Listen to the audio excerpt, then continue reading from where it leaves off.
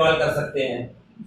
और कोई चीज है जैसे जोग्राफिया में है ना, तुलुल बुलंद है, अजुल बुलंद है। जोग्राफिया में खत इस्तिवा कहां पर है, कौन सा नक्शे में मकान कहां पर है, उसके लिए आप तरसीम का इस्तेमाल कर सकते हैं। दुश्मन का जहाज हमारे मुल्क की सरहद में या इलाके में दाखिल हो गया है, फजा में, हवा में दाखिल हो गया है, कौन से मकाम पर है, कितनी दूरी पर है, राडार के जरिए हम उसे अपने स्क्रीन पर, मॉनिटर पर, हमारी फौज उसे कंप्यूटर रूम में कंप्यूटर पर देख सकती है। तो तरसीम का बहुत सारे इस्तेमाल रोजमर्रा की जिंदगी में होते हैं ग्राफ के। यहाँ पर आप देखिए प्यारे बच्चों, तरसीम क्या होती है। तरसीम में आड़ी लाइनें होती है, अच्छी उर्दू में अगर आप कहेंगे तो उफ्की लाइनें कहा जाएगा। उफ्की लाइनों को अंग्रेजी में कहते हैं हॉरिजॉन्टल लाइंस। हॉरिजॉन्टल लाइंस होती है ये आड़ी लाइनें। फिर तरसीम में खड़ी लाइनें होती है। खड़ी लाइनों को अच्छी उर्दू में कहा जाता है उमुदी लाइंस, उमुदी खतूत। वर्टिकल लाइंस अंग्रेजी में वर्टिकल लाइंस, उमुदी खत, उमुदी खतूत। आड़ी लाइनों को कहा जाता है उफ्की खतूत, है ना, उफ्की कतारें, उफ्की खतूत, उफ्की लाइन। हॉरिजॉन्टल लाइंस, समझ में आया? हॉरिजॉन्टल लाइंस, वर्टिकल लाइंस, उफ्की कतार या उफ्की लाइन, उफ्की खत, उमुदी खत, समझ में आया? ये तरसीम के दो खास हिस्से हैं। और जहां ये उफ्की खत और उमुदी खत एक दूसरे के ऊपर से गुजरते हैं, वर्टिकल लाइन और हॉरिजॉन्टल लाइन जहां एक दूसरे के ऊपर से इंटरसेक्ट होती है, गुजरती है, तो वो कहलाता है मबदा। देखिए, एक हो गई हॉरिजॉन्टल लाइन, हॉरिजॉन्टल लाइन, एक हो गई वर्टिकल लाइन, है ना। क्या हो गई ये? उफ्की कतार या उफ्की खत, और ये हो गया उमुदी खत। और जहां उमुदी खत और उफ्की खत, उमुदी खत और उफ्की खत एक दूसरे को मिलते हैं, वो कहलाता है मबदा। अंग्रेजी में कहते हैं उसे ओरिजिन। ओरिजिन, ठीक है। अब हम इसे मिटा रहे हैं जो हमने लिखे, आपके जहन में और आपकी कॉपी में आपने इसे नोट कर लिए हैं, ठीक है। प्यारे बच्चों, जो उफ्की खत है ये वाला, उसे कहते हैं एक्स महवर। एक्स महवर। देखिए प्यारे बच्चों, महवर में और मुहद्दिद में फर्क है। महवर है उसे अंग्रेजी में कहते हैं एक्सिस, एक्स एक्सिस, एक्स महवर। और जो खड़ा खत है, उमुदी खत है, वर्टिकल लाइन है, इसे कहा जाता है वाई महवर। प्यारे बच्चों याद रखिए, महवर में और मुहद्दिद में फर्क है, हम समझाएंगे आपको। एक सवाल आपसे, ये उफ्की खत को यानी हॉरिजॉन्टल लाइन को क्या कहते हैं? शाबाश, एक्स महवर। आप बोलिए उमुदी खत को वाई महवर कहा जाता है। शाबाश। जहां एक्स महवर और वाई महवर एक दूसरे से मिलते हैं या एक दूसरे के ऊपर से गुजरते हैं, वहां जो नुक्ता होता है उस या कोई मकान होता है, उसे क्या कहते हैं? मबदा, ओरिजिन कहा जाता है अंग्रेजी में, ठीक है। गौर से देखिए, एक्स महवर और वाई महवर जब एक दूसरे पर मिलते हैं तो उनके दरमियान 90 दर्जे का जाविया होता है, तो वो दोनों एक दूसरे पर उमूद होते हैं। Both are perpendicular to each other, ठीक है। प्यारे बच्चों, आपकी जो तरसीम की बुक है, बताइए जरा एक बुक हमें। अब हमारी तरफ देखिए, बाद में आप आपकी बुक में देखना है। ये तरसीम की जो बुक है, आपकी नोटबुक है, इसे आप बयास भी कह सकते हैं। इसमें बेशुमार आड़ी लाइनें और खड़ी लाइनें।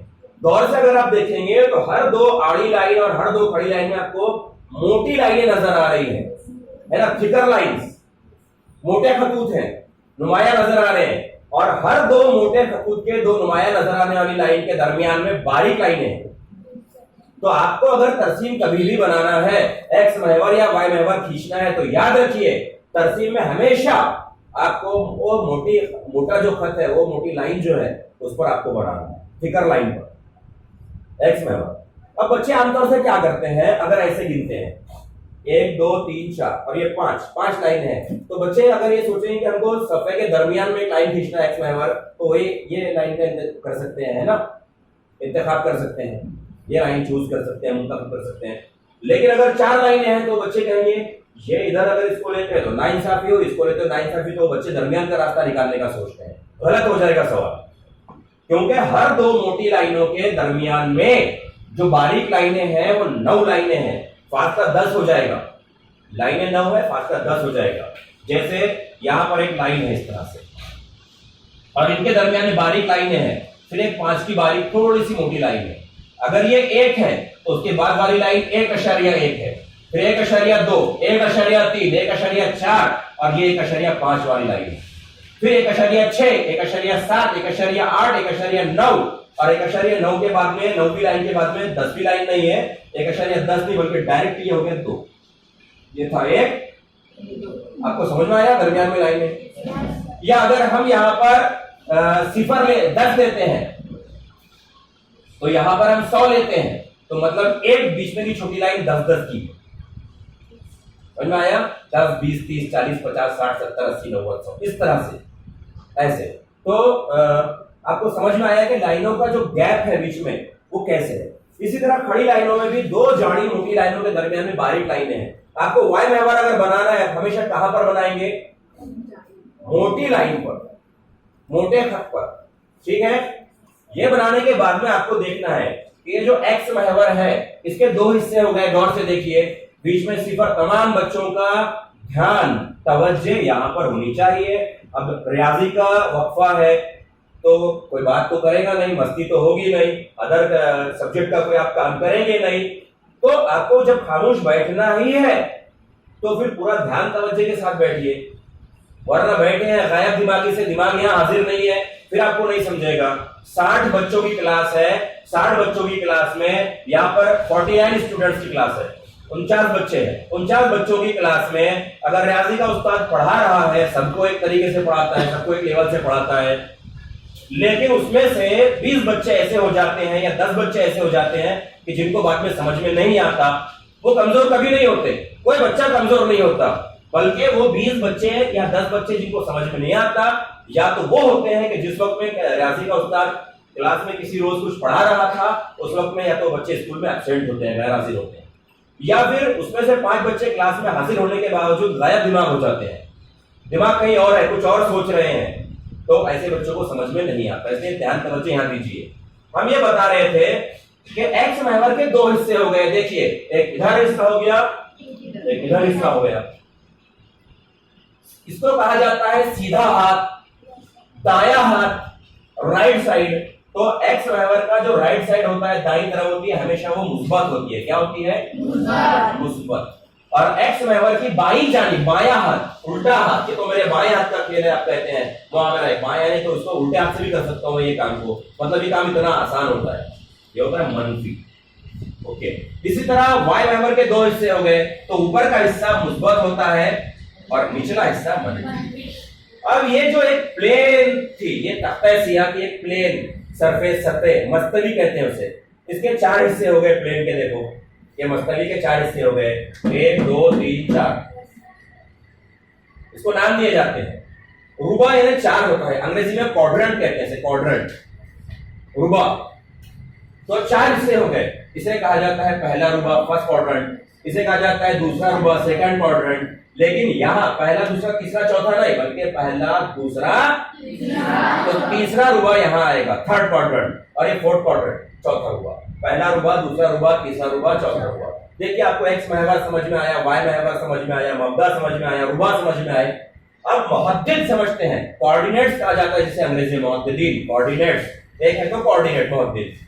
सिफर के दाईं जानिब मुस्बत अदद होते हैं, तो इसलिए यहाँ पर 1, 2, 3 इस तरह आप नंबर शुमार कर सकते हैं, उसको नंबर दे सकते हैं। यहाँ पर -1, -2, -3। अब वाई महवर का मुस्बत किस जानिब होता है प्यारे बच्चों? शाबाश मेरे शेरों। तो 1, 2, 3, 4, यहाँ पर -1, -2, -3। अब मान लीजिए आपको तरसीम का सवाल आया, कोई हल करना है मसावत, और आखिर में हल करने के बाद में जवाब यह आया कि x, y मसावी 3, -2।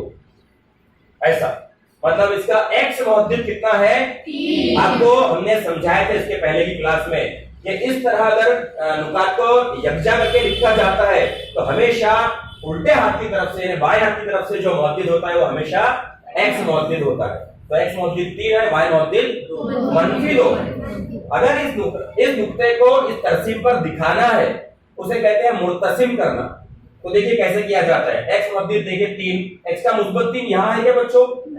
यहाँ है क्या? यहाँ है क्या? सर x का मुस्बत 3 यहाँ है, और y का मंफी 2 कहाँ है बच्चों? ये वाला नहीं सर, ये तो x का है, यहाँ पर है y का मंफी 2। तो गंगा जमुना का जो संगम या मिलाप होगा वो कहाँ होगा? यहाँ पर, इस पॉइंट पर। यहाँ नुक्ते को नाम दे देते हैं P, नुक्ता P। इसके मुहद्दिदीन है x, y या 3, -2। प्यारे बच्चों देखिए, x मुहद्दिद 3 है, y मुहद्दिद -2 है। ये नुक्ता चौथे रुबा में है, 4th क्वाड्रेंट में। इस तरह आपको नुकात बनाना है। कोई एक खत दिया हुआ है आपको, इक्वेशन है, उसकी मसावत है, तो इक्वेशन सॉल्व कर रहे हैं आप, मसावत हल कर रहे हैं। उसके बाद में हल करने के बाद में आप कोई मसावत को हल कर रहे हैं, कोई खत दिया हुआ है ना, उसकी मसावत दी हुई है, इक्वेशन दी हुई है, उसको हल कर रहे हैं आप, सॉल्व कर रहे हैं। उसके बाद में आपको x और y मिलते हैं। ऐसा बनाइए, 3 नुकात कीजिए इस तरह के, और उन नुकात से गुजरता हुआ एक खत खींच दिए। फिर दूसरी मसावत कीजिए, उसको हल कीजिए, सॉल्व कीजिए, उसको 3 नुकात मालूम कीजिए, दरियाफ्त कीजिए, एक खत कीजिए। जहां दोनों खतूत एक दूसरे के ऊपर से गुजरेंगे, उसका देखिए x मुहद्दिद क्या मिलता है, y मुहद्दिद क्या मिलता है। आपको जवाब हल हो गया। मतलब आप मसावतों को हल कर सकते हैं, तरसीम का इस्तेमाल आप कर सकते हैं, मगर शर्त यह है कि आपको समझना चाहिए तरसीम के कौन कौन से हिस्से होते हैं, कौन कौन से पॉइंट्स होते हैं, क्या क्या अज्जा होते हैं, जुज होते हैं, पार्ट्स होते हैं।